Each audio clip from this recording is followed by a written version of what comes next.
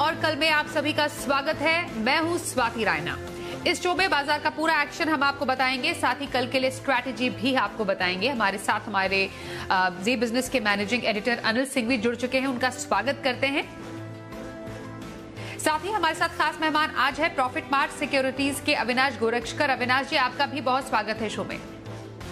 और पूरी research team है हमारे साथ। परिचय करा दें, कुशल से जानेंगे कैसा रहा बाजार का हाल, सृष्टि से जानेंगे डायग्नोस्टिक शेयरों में हलचल क्यों है, दीपांशु बताएंगे शिपिंग कंपनियों में दबाव क्यों बन रहा है, देवांशी बताएंगे वोडाफोन पर सीएलएसए की रिपोर्ट क्या कहती है, और ब्रजेश बताएंगे कल सेबी की बोर्ड बैठक का अहम एजेंडा क्या है। सबसे पहले देख लेते हैं बाजार में आज कैसा कारोबार रहा। जैसे जैसे दिन बढ़ते जा रहे हैं, कोरोना के बढ़ते मामलों ने बाजार को भी डरा दिया है। कोविड के नए वेरिएंट से बाजार पर काफी ज्यादा असर देखने को मिला। मंथली वायदा एक्सपायरी से ठीक एक दिन पहले बाजार में भारी मुनाफा वसूली हुई। सेंसेक्स 950 अंक टूटा तो निफ्टी 265 अंक लुढ़क कर 14,550 पर बंद हुआ। बैंक शेयरों में गिरावट कुछ ज्यादा रही। बैंक निफ्टी में करीब 900 अंकों की गिरावट दिखी। ऐसा नहीं कि गिरावट सिर्फ हमारे बाजारों में ही थी, एशिया के करीब सभी बाजार 1 से 2% गिरकर बंद हुए हैं। और आज की गिरावट में निवेशकों के करीब 3 लाख करोड़ रुपए से ज्यादा स्वाहा हुए। वही एफआईआईज और डीआईआईज की तरफ से क्या संकेत आज मिले हैं। एफआईआईज यानी विदेशी संस्थागत निवेशकों ने कैश मार्केट में 1952 करोड़ रुपए की बिकवाली की है। वहीं डीआईआईज यानी घरेलू संस्थागत निवेशकों ने 613 करोड़ रुपए की आज खरीदारी की है। और एडिटर्स टेक में अनिल जी से समझते हैं कि बाजार की चिंता क्या है और इतनी बड़ी गिरावट बाजार में क्यों आई है। उतार चढ़ाव के बीच बाजार में आज एक बेहद कमजोरी भरा सेशन रहा। वैसे तो शुरुआत मजबूती के साथ हुई। दुनिया भर के बाजारों के कमजोरी के संकेत के बावजूद भारतीय बाजार तेजी के साथ शुरुआत करते हुए दिखे और 14,700 के पार निकलकर टिकने की कोशिश भी करते हुए नजर आए। लेकिन उसके बाद प्रॉफिट बुकिंग की जो शुरुआत हुई दिन के आखिरी सेशन में काफ़ी ज़बरदस्त पकड़ती हुई नजर आई और न सिर्फ 14,700 उसके बाद 14,600 ये लेवल भी टूटते हुए नजर आया और 14,550 के बेहद करीब जाता हुआ निफ्टी नजर आया और क्लोजिंग भी वहीं पर होती हुई दिखी। तो दिन के लो पॉइंट के आसपास क्लोजिंग होती हुई दिखी और बैंक निफ्टी में भी 33,300 के बेहद करीब जाकर क्लोजिंग होती हुई दिखी। और ये सब तब हुआ जब डाउ फ्यूचर्स भारतीय बाजारों के बंद होने के वक्त 7500 पॉइंट ऊपर ट्रेड करते हुए दिख रहे थे, यानी कि अमेरिकी बाजारों से उतने खराब सेशन की आशंका नहीं थी। हालांकि कल का सेशन कमजोर था और आज सुबह दिन भर एशिया और यूरोप के बाजारों में भी कमजोरी थी। तो जो कमजोरी की वजह भारतीय बाजारों के लिए ज़्यादा बनी वो ग्लोबल मार्केट्स की थी। साथ ही कोरोना के बढ़ते हुए मामले चिंता की बात यहाँ पर हमारे लिए दिखा रहे हैं। और तीसरा है कल होने वाली महीने की एक्सपायरी। इन तीनों के चलते दबाव बना और चौथा ये भी कि एफआई ने फिर से खरीदारी से हाथ रोका है। तो ये सारे फैक्टर्स बाजार में ऊपरी स्तर पर दबाव बनाते हुए नजर आए। आज की गिरावट इसलिए भी अहमियत वाली है क्योंकि कल मंथली एक्सपायरी के ठीक पहले बाजार ऊपरी लेवल पर टिक नहीं पाए। विक्स काफ़ी तेजी से बढ़कर आया और आज जो बिकवाली हुई वो चौतरफा बिकवाली होती दिखी है। एक भी सेक्टर ऐसा नहीं जो आपको हरे निशान में नजर आए, यानी कि दमदार प्रॉफिट बुकिंग होती हुई दिखी है और सब तरफ से आज बिकवाली का माहौल ही नजर आया और यही वजह थी दिन के लोएस्ट पॉइंट पर बाजार बंद होते दिखे। अब आज तो बाजार में भारी बिकवाली देखने को मिली। कल मंथली एक्सपायरी का दिन है, तो ऐसे में क्या स्ट्रैटेजी बाजार के लिए रखी जाए ये अनिल जी से समझेंगे। लेकिन उससे पहले जरा सेक्टर स्पेसिफिक एक्शन भी आज जान लेते हैं बाजार का। कुशल से जानते हैं। कुशल बताइए, आज जो बाजार में भारी मुनाफा वसूली देखने को मिली है उसमें कौन से सेक्टर ऐसे थे जहां पर थी तेजी और कहां पर रही नरमी? तो मार्च की मंथली एक्सपायरी के एक दिन पहले आपको बाजारों में आज भारी गिरावट देखने को मिली। इनफैक्ट मार्च महीने में सबसे निचले स्तरों पर जो है आज निफ्टी की क्लोजिंग हमें देखने को मिली, जहां पर सबसे ज्यादा जो गिरावट में कंट्रीब्यूट करते हुए नजर आए वो खासकर पीएसयू, बैंक्स और मेटल काउंटर्स थे।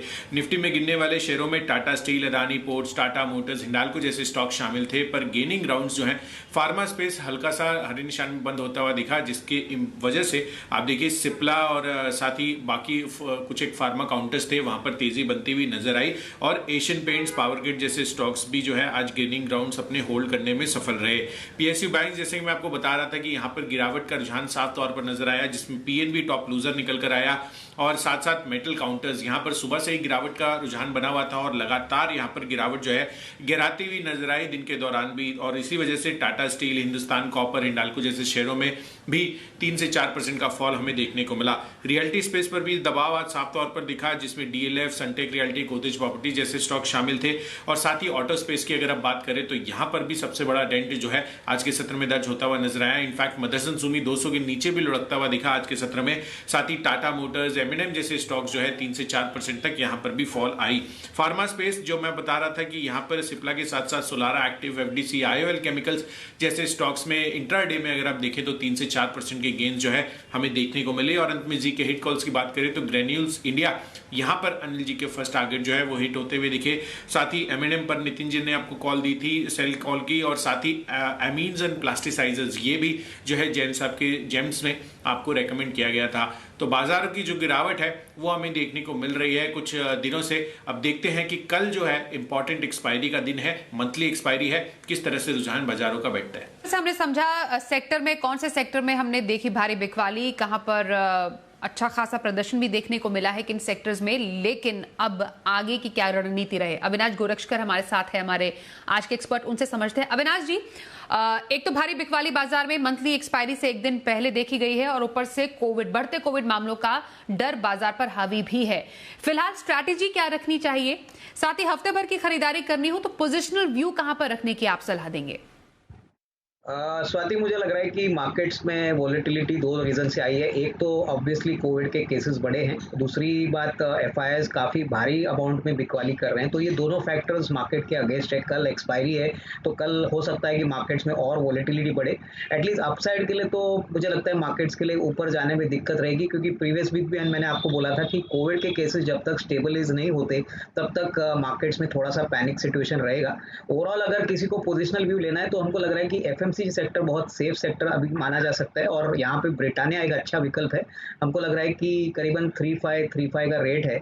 यहाँ पे अगर कम से कम 8-10 दिन का नजरिया है तो करीबन 3730 या 3740 का टारगेट लेके इसको खरीदना चाहिए।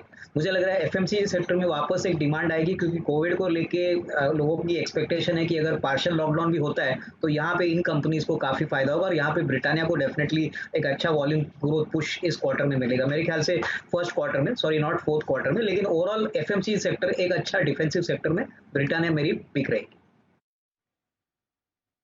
तो हफ्ते भर की खरीदारी ब्रिटानिया में करने की सलाह अविनाश गोरक्षकर की। बातचीत हमारे एक्सपर्ट से जारी रहेगी, लेकिन इस बीच बढ़ते कोरोना के मामले और बढ़ती टेस्टिंग से जो डायग्नोस्टिक कंपनियां हैं उनका कारोबार बढ़ने का पूरा एक्सपेक्टेशन, पूरी उम्मीद जताई जा रही है।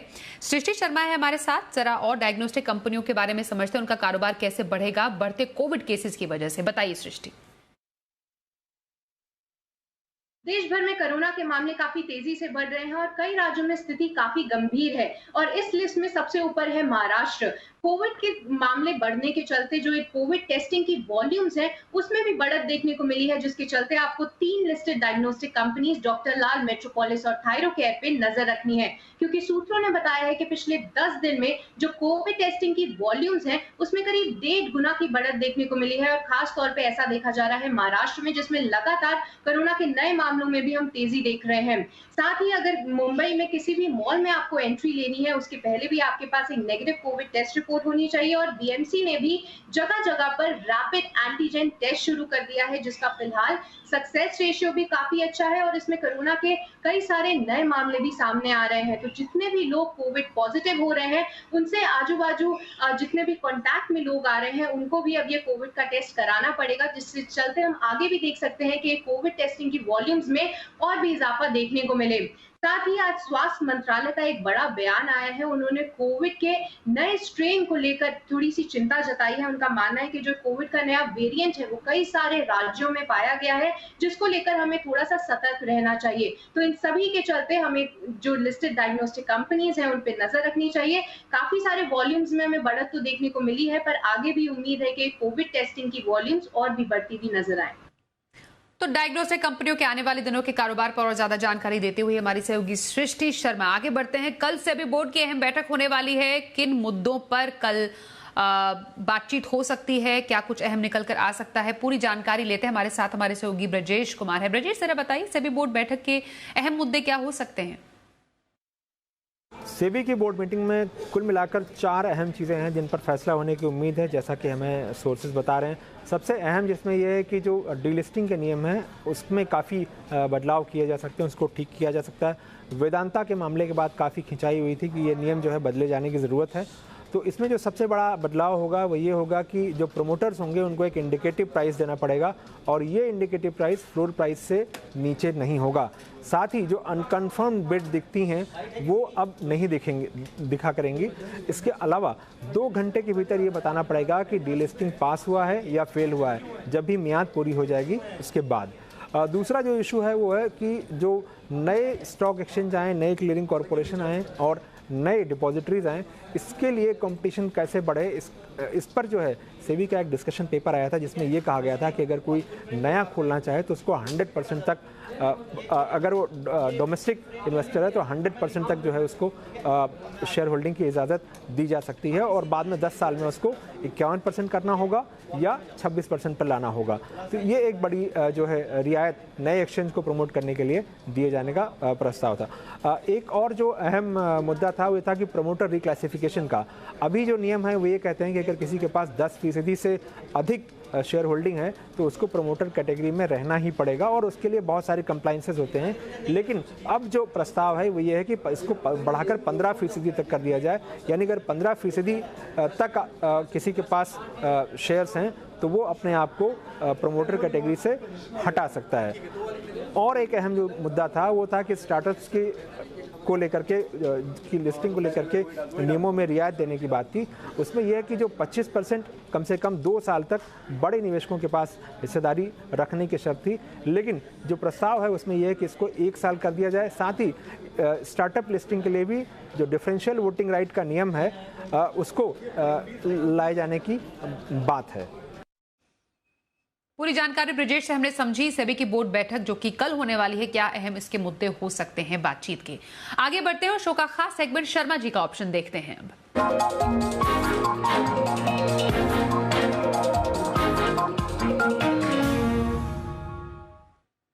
HDFC सिक्योरिटीज के वीके शर्मा हमारे साथ हैं फोन लाइन पर। सर बहुत स्वागत है आपका। कौन सा कमाई का ऑप्शन आप बताएंगे कल के लिए? जी नमस्ते आप स्वाति जी, आपको और इस सेगमेंट के सभी दर्शकों को। मैं समझता हूँ कि आजकल कमाना थोड़ा सा मुश्किल हो रहा है और थोड़ा आदमी को थोड़ा सा टाइमली भी एक्शन लेना होगा और ये भी छोड़ना होगा, देखना होगा कि रोजाना अगर वो आपको लेवल सही नहीं मिले तो काम नहीं भी करना चाहिए। ये भी आपके पास एक ऑप्शन है। मेरे ख्याल से इस वक्त कैपिटल को बचाना बहुत ही आवश्यक है। तो एक ऑप्शन जो मैं आज सजेस्ट कर रहा हूँ वो है आयशर मोटर्स का। करीब 1.5% की कमजोरी देखी गई है और कल जब सेटलमेंट का आखिरी दिन है मार्च महीने का, तो यहाँ पे थोड़ी सी वीकनेस और भी आ सकती है शायद। तो इसमें मैं सजेस्ट कर रहा हूँ कि आप आयशर मोटर का 2600 का अप्रैल का पुट, यानी कि अगले महीने का अप्रैल का पुट आप खरीदें 84 रुपए पे, स्टॉप लॉस रखें 68 रुपए का, टारगेट आपका रहेगा 110। आमतौर पर जो निवेश ट्रेडर हैं उनको पुट लेना पसंद नहीं आता और वो कॉल लेना ज्यादा अच्छा समझते हैं। तो मेरे ख्याल से जिन लोगों को पसंद नहीं है वो मेरे कहने से ये काम न करें, आराम से बैठे रहें। जब मार्केट बुलिश होगा उस वक्त कॉल लेके पैसे कमा सकते हैं। तो फिलहाल सुबह पूछ लीजिए अनिल जी से मार्केट कैसा है। अगर उनको कमजोर दिखता हो और आपके एनालिस्ट को कमजोर दिखता हो तभी ये कॉल, तभी ये पुट आप खरीदें। नमस्ते, जय हिंद। शुक्रिया शर्मा जी शो में शामिल होने के लिए, ऑप्शन की स्ट्रैटेजी बताने के लिए। आइए शो में समझते हैं कल मंथली एक्सपायरी के दिन बाजार पर क्या स्ट्रैटेजी रहे। अनिल जी से जानते हैं निफ्टी बैंक निफ्टी के अहम लेवल्स क्या रहेंगे। जहां तक कल के सेशन का सवाल है, जहां बाजार बंद हुए हैं वो इस मार्च के महीने के लोएस्ट लेवल पर बंद हुए हैं क्लोजिंग के लिहाज से, और बाकी इंट्राडे के लिहाज से देखें तो 14,350 अब तक का लोएस्ट लेवल है। तो अब कल भी 14,350 14,375 सबसे ज़्यादा मजबूत सपोर्ट के तौर पर काम करेगा, ये साफ है। हालांकि वहां से हम 200 पॉइंट ऊपर है। क्लोजिंग के लिहाज से यही लेवल इंपॉर्टेंट है, 14,525 14,550, जिसके नीचे बाजार ना बंद हो तो बेहतर है। जहां तक ऊपरी स्तरों का सवाल है, 14,700 14,750 वो रेंज है जिसके पार्ट निकलकर टिकने पर ही बाजार में मजबूती का पहला संकेत आपको आता हुआ दिखेगा, ये आप देख सकते हैं। जहां तक बैंक निफ्टी का सवाल है, 33,300 के बेहद इंपॉर्टेंट सपोर्ट लेवल पर जाकर बंद हुआ है और उसके टूटने की पूरी संभावना है। एक बार 33,000 के नीचे जाने पर बैंक निफ्टी में भी दबाव काफी आपको बढ़ता हुआ दिख सकता है। ऊपरी स्तरों पर अब 34,000 34,200 वो रेंज है जहां पर बैंक निफ्टी में तेज मुनाफा वसूली आने की आशंका है। वैसे डाउ फ्यूचर्स 7500 पॉइंट ऊपर ट्रेड करते हुए दिख रहे थे,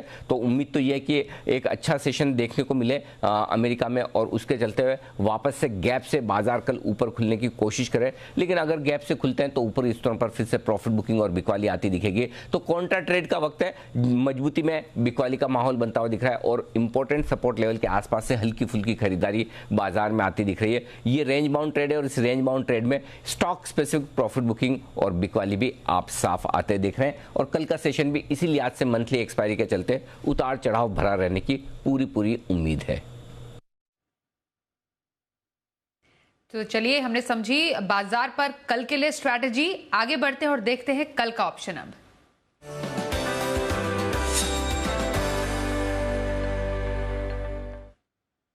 बात करते हैं एसएमसी ग्लोबल के नितिन मुरारका से। नितिन जी, बहुत स्वागत है आपका शो में। कल मंथली एक्सपायरी के दिन ऑप्शन की स्ट्रैटेजी क्या बताएंगे? देखिए, market buy sell on rise है, तो अगर कोई बाउंस मिले तो 14,550 की पुट ऑप्शन लेनी चाहिए और वो 30 से 35 की रेंज में लेंगे तो ज्यादा बेटर है। और 15 का स्टॉप लॉस होगा और टारगेट करीब 65 से 70 रुपए का होगा। आज क्लोजिंग जरूर थोड़ी सी ऊपर है, बट बाय ऑन डिप करना है। 14,550 की पुट लेनी है और टारगेट 65-70 रुपए का मिल सकता है। बहुत शुक्रिया नितिन जी, शो में शामिल हुए कल का ऑप्शन बताने के लिए। और शो के अंत में अविनाश जी, लंबी अवधि की किसी को खरीदारी करनी हो तो लॉन्ग टर्म इन्वेस्टमेंट पिक कौन सी? In fact Swati, long term investment pick ऐसे वोलेटाइल टाइम्स में हम फ्रंटलाइन कंपनीज पे ही फोकस करेंगे और हमको M&M काफी अच्छा लग रहा है। हालांकि अभी मार्केट थोड़ा वीक है, हमको लग रहा है कोई भी अगर गिरावट भी आती है तो इसको एक्यूमुलेट करना चाहिए। वो tractor as well as automotive business बहुत ही बढ़िया चल रहा है। अप्रैल से काफी कंपनीज प्राइस हाइक भी कर रही है। तो लंबी अवधि यानी 6 से 12 महीने की अवधि किसी के पास है तो मुझे लग रहा है कि ये 1000 रुपए के लिए भी जाने का पोटेंशियल रखता है। स्लोली एप्रिसिएशन होगा, लेकिन इस मार्केट में काफी सेफ और स्टेबल काउंटर है। तो महिंद्रा मेरी पिक रहेगी लंबी अवधि के लिए। लंबी अवधि के लिए M&M में खरीदारी की सलाह अविनाश गोरक्षकर की। अविनाश जी, बहुत शुक्रिया, शो में आज आप शामिल हुए। साथ ही तमाम सहयोगियों का भी बहुत शुक्रिया हम तक एक्सक्लूसिव खबर और रिसर्च पहुंचाने के लिए।